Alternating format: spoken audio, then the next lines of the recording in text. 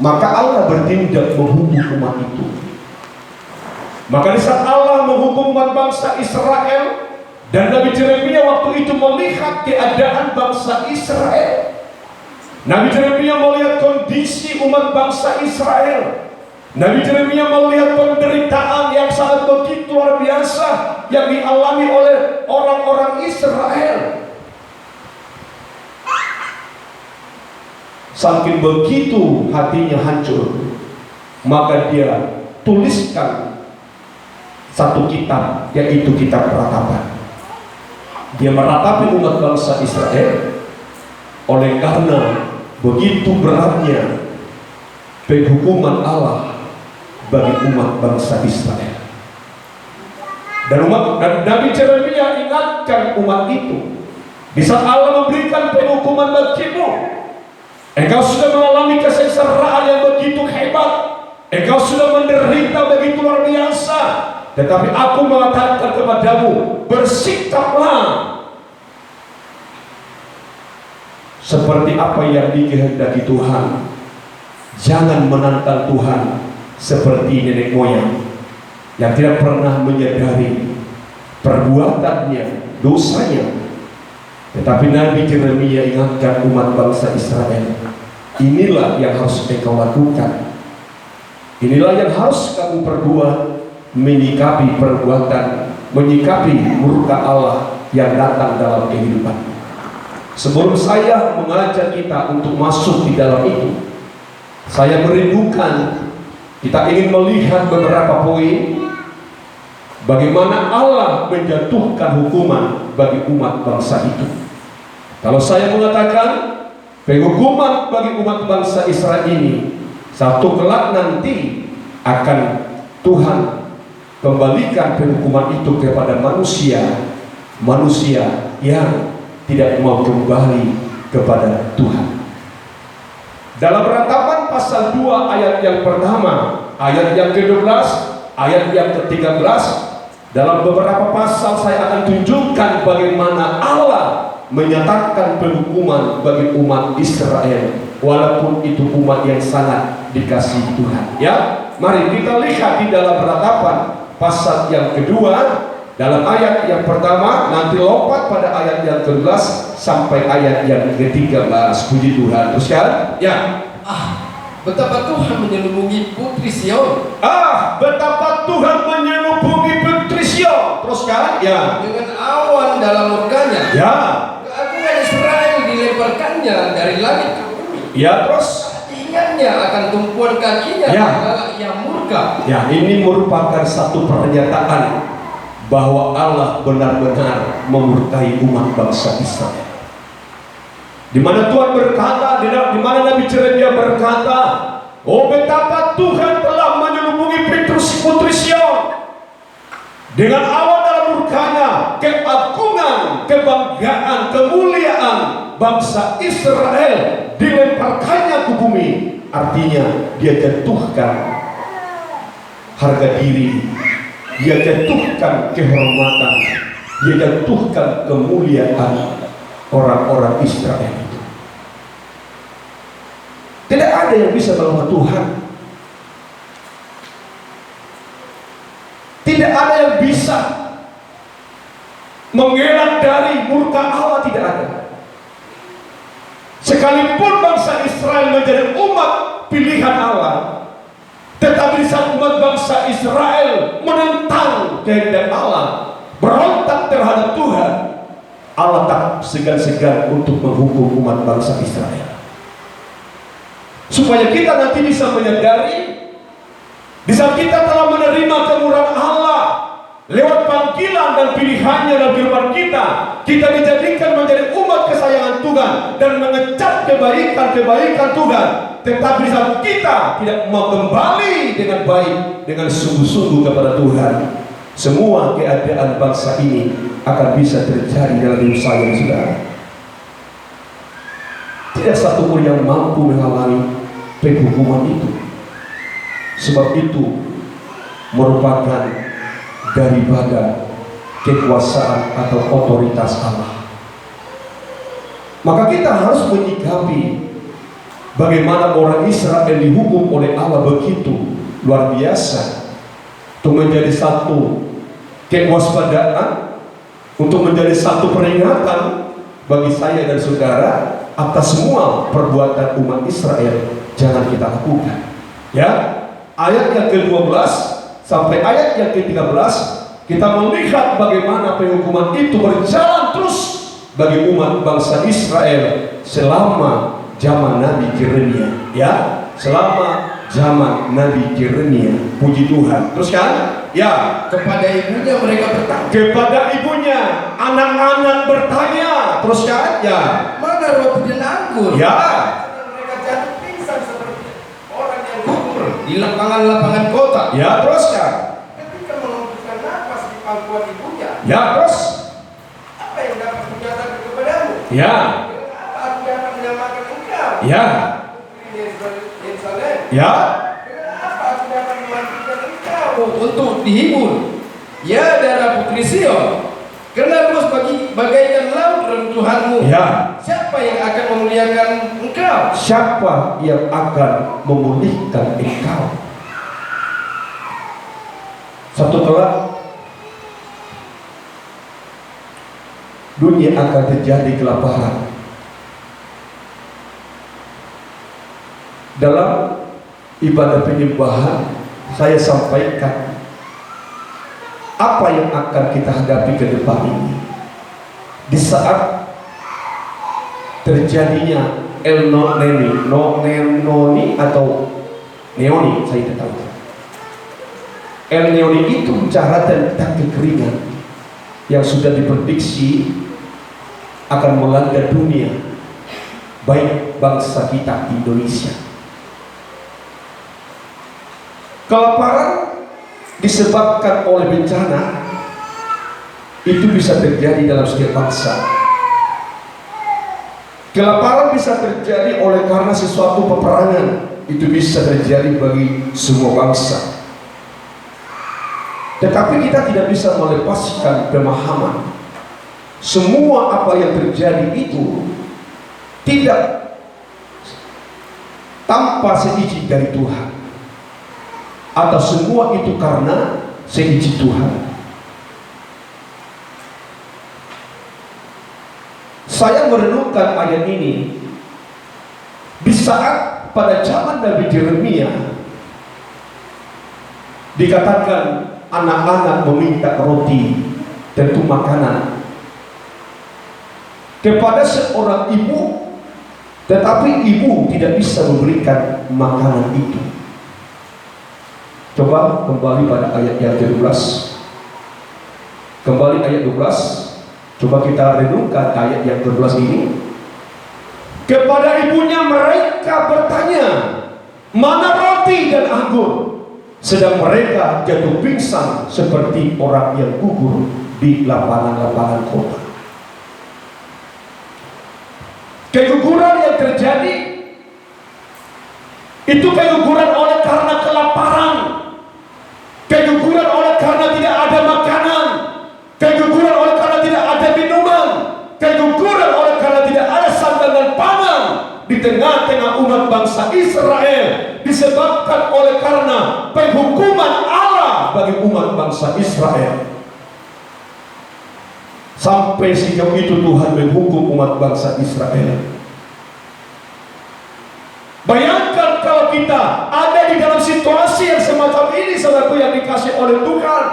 Bukankah ini merupakan satu pengalaman penderitaan yang begitu luar biasa dalam hidup manusia, di saat manusia tidak bisa makan sesuatu apapun, sehingga membuat mereka mati dalam suasana kelaparan itu. Kalau zaman sekarang belum ada orang yang dikatakan mati kelaparan. Kalau seandainya pun ada orang yang mengatakan dia mati kelaparan, itu orang gila. Sebab bumi kita Indonesia ini masih dilimpahi dengan makanan. Tapi satu kelak tidak tertutup kemungkinan seluruh bangsa-bangsa di dunia akan mengalami suasana keadaan yang seperti yang dialami oleh bangsa Israel pada zaman Nabi Yeremia. di mana seluruh umat bangsa akan menderita kelaparan yang sangat begitu hebat. Anak-anak meminta roti dan anggur untuk menjadi makanan, untuk memperpanjang hidupnya ke depan. Tetapi pada orang tua, pada ibu-ibu yang menyusui, pada ibu-ibu yang memelihara anaknya, tidak bisa bertanggung jawab atas masa depan anaknya, atas hidup ke depan anaknya. Sebab apa? Ada hukuman Allah. Saya melihat dan membaca, dan saya merenungkan keadaan semacam ini. Tidak bisa kita pungkiri akan membuat kita hancur hati. Justru itulah saya mau katakan kepada kita sekalian, kita harus belajar memperbaharui hidup ini. Kita harus alami pertobatan, supaya penghukuman demi penghukuman jangan menimpa kehidupan kita. Tapi Tuhan mau jaga pelihara kita bersama. Jauh berjalan ke depan. Tuhan tidak berhenti di dalam suasana itu, tapi Tuhan kembali menghajar umat bangsa Israel lebih dalam penderitaan, sampai umat itu benar-benar sungguh takluk kepada Tuhan.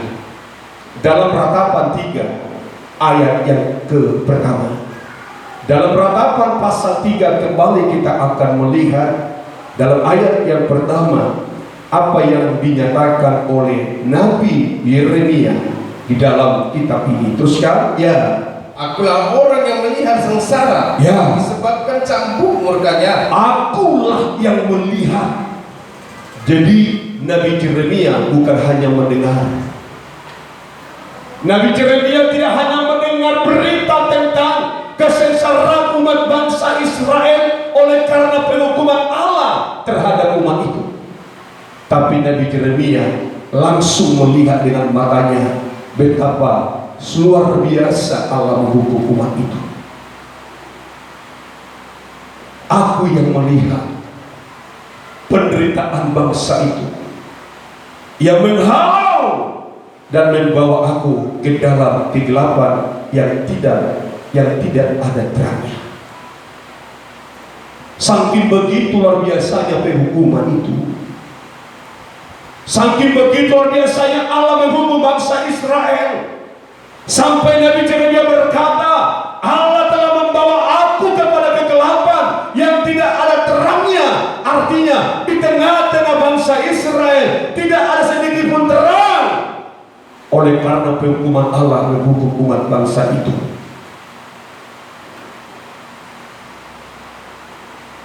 Semua itu oleh karena kekerasan hati. Semua itu oleh karena apa? Oleh karena umat itu yang selalu hidup di dalam kejahatan. Tidak ada pembaharuan dan perubahan hidup. Sampai tangisan demi tangisan, hari demi hari, air mata yang tercucur di tengah-tengah umat bangsa itu. Saya tidak bisa membayangkan itu, saudaraku.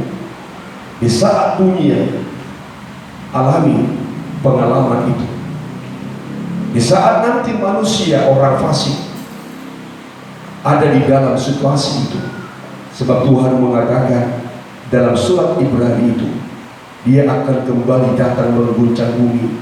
Sekali lagi Dia akan datang mengguncangkannya. Bagaimana kita ada di dalam perlindungan Allah? Nanti kita akan melihat dari satu pernyataan Nabi Yeremia ini. Tapi saya ingin lebih lagi memperlihatkan kepada kita sejauh mana Allah memberikan hukuman bagi orang Israel oleh karena kekerasan hatinya, keangkuhan hidupnya, kesombongannya terhadap Tuhannya. Nah, ini akan menjadi satu peringatan bagi saya dan saudara. Mari kita akan masuk dalam Ratapan 4 ayat 9 sampai ayat yang ke-10. Dalam kitab Ratapan pasal yang keempat ayat 9 dan ayat yang ke-10 itu. Perhatikan dengan baik, puji Tuhan. Ya, teruskan. Ya. Lebih bahagia mereka yang gugur karena pedang Puji Tuhan. daripada mereka yang tewas karena lapar. Ya. Yang meranam dan mati sebab tak ada hasil ladang. Ya, teruskan. Dengan tangan sendiri wanita yang lemah lembut Ya. memasak kanak-kanak mereka. Ya, teruskan. Untuk makanan mereka tak kalah runtuh putri bangsaku. Bayangkan saudaraku yang dikasih Tuhan. Dapatkah kita merenungkan ayat ini? Ini terjadi bagi bangsa pilihan. Ini terjadi bagi orang yang dikasihi oleh Tuhan.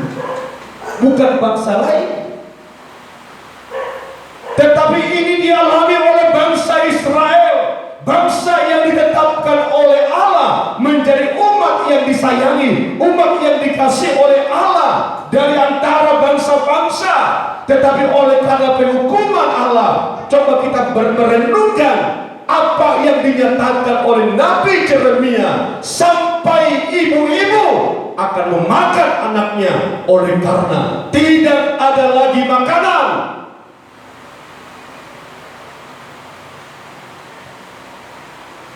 Situasi semacam ini hanya dapat terjadi pada zaman Nabi, pada zaman Najib. Saya pernah membaca zaman Najib itu, mereka saling makan satu dengan yang lain oleh karena tidak ada makanan. Di saat mereka adakan persembunyian di satu gorong-gorong. Berarti kalau kita melihat situasi bangsa Israel itu pada waktu zaman Nabi Yeremia, maka di situ kita bisa memastikan sedikit pun makanan tidak ada. Oleh karena apa? Oleh karena ladang-ladang tidak menghasilkan, ternak-ternak juga tidak akan pernah hidup pada waktu itu. Semua dihukum oleh Tuhan sebagai pelajaran bagi umat bangsa Israel. Nabi Yeremia yang melihat itu. Nabi Yeremia yang melihat para ibu-ibu yang dulunya mereka begitu lembut, tapi mereka tercipta menjadi manusia yang beringas, sampai mereka mampu memakan anaknya sendiri. Itu sudah menjadi puas. Tetapi itu oleh karena apa? Semua oleh karena hukuman Tuhan. Oleh karena apa? Semua itu oleh karena murka Allah, oleh karena kejahatan umat bangsa Israel. Saya mau katakan hari ini kepada kita, jangan kita berlaku angkuh kepada Tuhan. Sesungguhnya kita sebagai manusia yang dipanggil oleh Tuhan, manusia yang dipilih oleh Tuhan, belajarlah senantiasa merendahkan hati kepada Allah. Belajarlah tetap bersyukur kepada Allah, sebab Allah masih memberikan pemeliharaan dalam hidupmu, dalam hidupku sampai saat ini. Tapi satu kelak nanti Tuhan akan adakan ini di tengah dunia ini. Tadi saya katakan, sampai kapan terjadi kekeringan oleh karena kepanasan? Kita tidak tahu apa yang diakibatkan.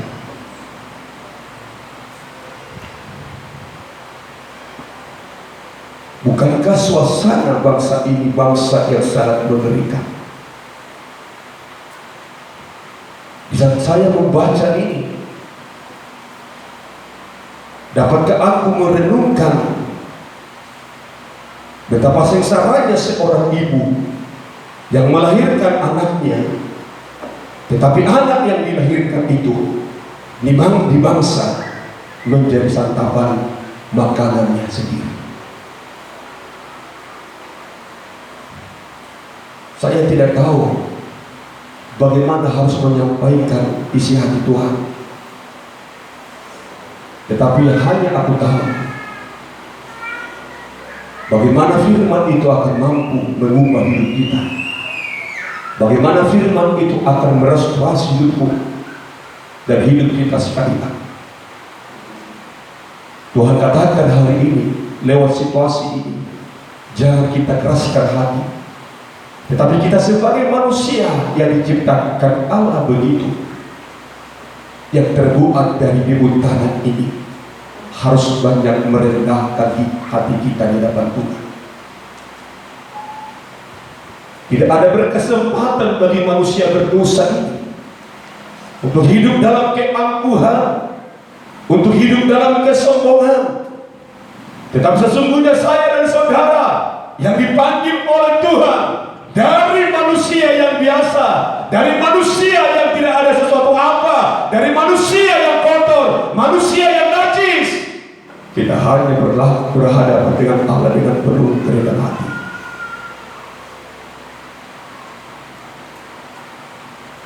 Nabi Yeremia ingatkan umat bangsa Israel, kamu sudah alami suasana itu, kamu sudah terima murka itu, kamu sudah melihat kesengsaraan itu. Nabi Yeremia berkata, bersikaplah sesuai dengan kehendak Tuhan, bersikaplah seturut mau Tuhan.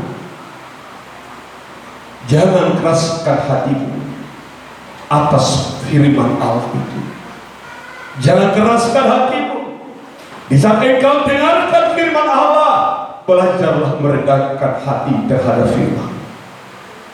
Nabi Yeremia mau menyadarkan umat, walaupun sepertinya sudah terlambat, tetapi Nabi Yeremia mau supaya murka Allah jangan berkelanjutan terus menerus kepada umat itu.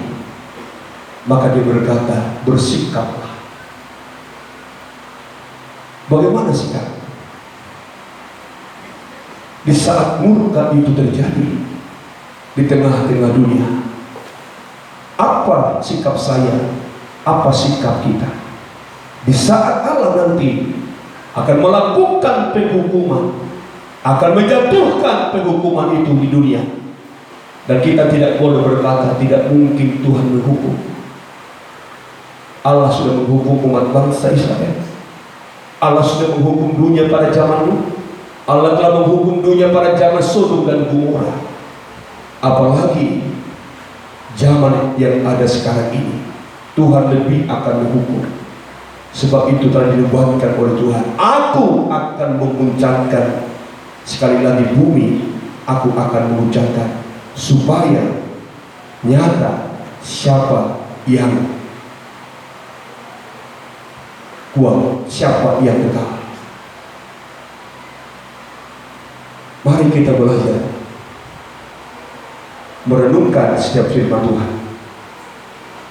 Sikap apa yang harus dilakukan Israel? Mari kita masuk dalam Peratapan 2 ayat 18 sampai ayat yang ke-19. Saya mencatat ada 4 yang harus diperhatikan di dalam menyikapi murka Tuhan itu. Yuk, mari kita masuk dalam Peratapan pasal 2 ayat yang ke-18 ayat sampai ayat yang ke-19. Puji Tuhan. Teruskan, ya. Berteriaklah kepada Tuhan dengan nyaring, Ya. hai putri Sion. Ya, teruskan. Cucurkanlah air mata bagaikan sungai siang dan malam. Ya, teruskan. Janganlah kau berikan dirimu istirahat. Ya. Janganlah matamu tenang. Ya. Bangunlah, mengeranglah pada malam hari. Ya, teruskan. Pada permulaan giliran jaga malam. Ya. Curahkanlah isi hatimu bagaikan air di hadapan Tuhan. Ya, terus. Angkatlah tanganmu kepadanya demi hidup anak-anakmu. Ya. Yang jatuh pingsan karena lapar di ujung-ujung jalan. Puji Tuhan. Apa yang harus dilakukan oleh orang Israel lewat perintah Nabi Yeremia? Nabi Yeremia berkata, tidak ada yang mampu menolongmu. Pembelaan tidak akan pernah datang dari mana? Hanya dari Tuhan yang sanggup membela engkau. Maka untuk itu Yeremia berkata, berteriaklah, berserulah kepada Tuhan dengan nyaring. Artinya saya dan saudara di tengah-tengah dunia yang semakin buruk ini, di tengah-tengah dunia yang menantikan penghukuman Allah, saya dan saudara diajak oleh Tuhan untuk suka berseru kepada Tuhan. Kita harus belajar mempersiapkan pribadi kita menjadi orang-orang yang suka berdoa kepada Tuhan. Kita belajar berteriak kepada Tuhan. Jangan sampai kita membiarkan mulut kita tanpa berseru kepada Allah. Supaya apa? Supaya kita semua yang masih ada dalam dunia ini jangan sampai masuk dalam kondisi umat bangsa Israel. Berteriak. Jangan malu berteriak pada Tuhan. Itulah yang harus kita selalu lakukan di dalam kehidupan kita. Berteriak, berteriak. Kedua, cucurkan air matamu bagaikan sungai yang mengalir. Artinya, menangislah kita di hadapan Tuhan. Banyaklah kita berdoa sambil mencucurkan air mata, supaya Tuhan tetap memperhatikan kehidupan kita, supaya Allah jangan sampai menghukum saya beserta dengan dunia yang penuh dengan kejahatan ini. Tetapi saya dan saudara ini terhindar, terlindung dari murka Allah. Cucurkan air matamu bagaikan sungai siang dan malam. Jangan kau berikan dirimu beristirahat. Janganlah biarkan matamu tenang, tetapi selalulah berseru, mencucurkan air mata di hadapan Tuhan.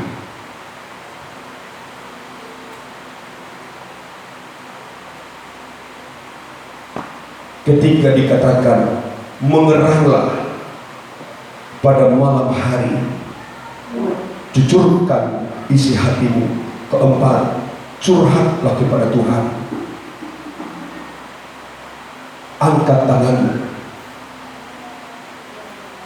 menangisi anak-anakmu, supaya jangan sampai ada yang jatuh pingsan.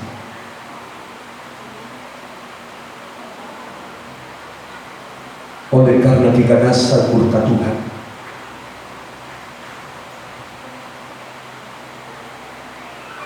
sikap-sikap semacam inilah yang dituntut Tuhan dari saya dan saudara.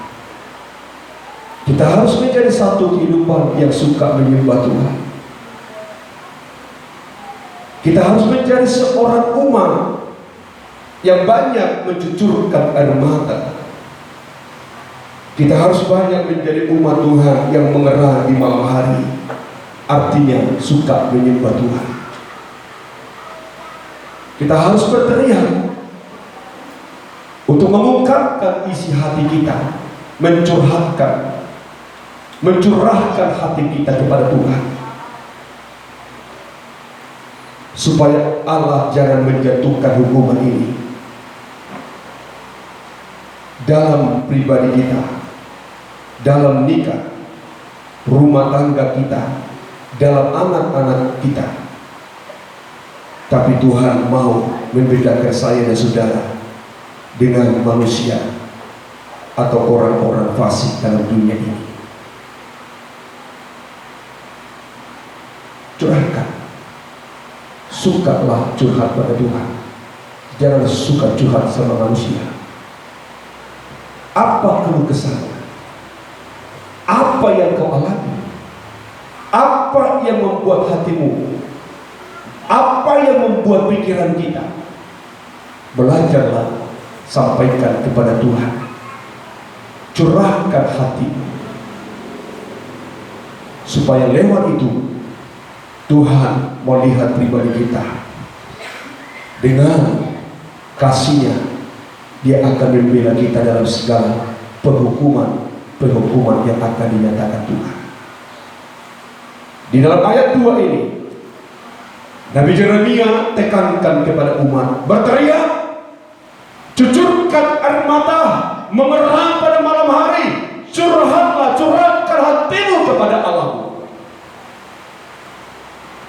Tapi dalam pasal 3, Tuhan mengatakan kepada Yeremia, sampaikan kepada umat, supaya jangan ada yang bersungut dalam keadaan itu, tetapi hendaklah berdiam menantikan pertolongan Tuhan. Coba kita akan lihat dalam Ratapan 3 ayat 26 sampai ayat 28. Membuat saya dan saudara belajar hanya menantikan pembelaan Tuhan. Mungkin kita berkata, mungkinkah Tuhan dapat menghindari saya dari penghukuman? Mungkinkah Tuhan dapat menyelesaikan perkara hidup? Tetapi kalau kita belajar seperti apa yang dikatakan Nabi Yeremia, disitulah kekuatan Tuhan nyata dalam hidup saya dan saudara. Kita lihat di dalam Ratapan 3 ayat 26. Perhatikan dengan baik, saudaraku yang dikasih Tuhan. Teruskan, ya. Adalah baik menanti dengan diam pertolongan Tuhan. Adalah baik menantikan dengan diam pertolongan Tuhan. Amin. Amin. Di saat ada pengalaman sengsara, di saat ada pengalaman pergumulan dalam hidup kita,